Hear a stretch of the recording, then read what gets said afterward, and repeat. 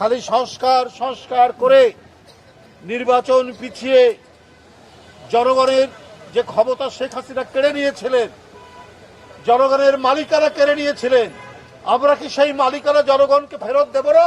গত বছর 5ই আগস্ট যার পতন হয়েছে, এর মতো রক্তপিপাসু, এর মতো হিংস্র দানব আর কখনোই আসেনি। তার বাবাও গণতন্ত্র হত্যাকারী ছিলেন।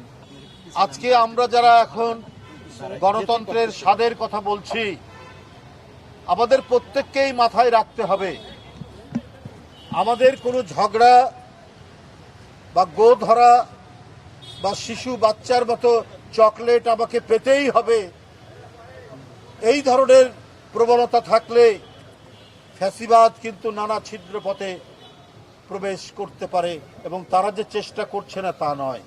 আমরা হাসিনার পতন দেখেছি,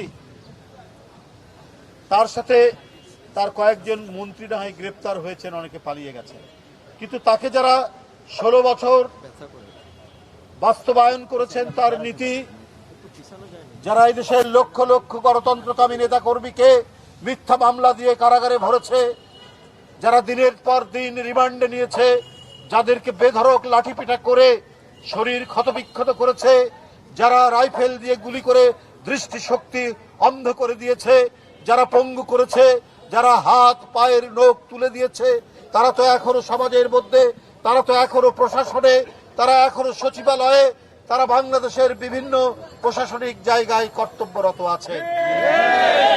25 বছরের ওয়ারেন্টিযুক্ত দীর্ঘস্থায়ী দরজা প্রোটেক্টর, আধুনিক ও মজবুত দরজা। তাহলে এরা তো যে কোনো সময় তাদের উদ্যত ফোনা তুলতে পারে। খালি সংস্কার সংস্কার করে নির্বাচন পিছিয়ে জনগণের যে ক্ষমতা শেখ হাসিনা কেড়ে নিয়েছিলেন, জনগণের মালিকানা কেড়ে নিয়েছিলেন, আমরা কি সেই মালিকানা জনগণকে ফেরত দেব না?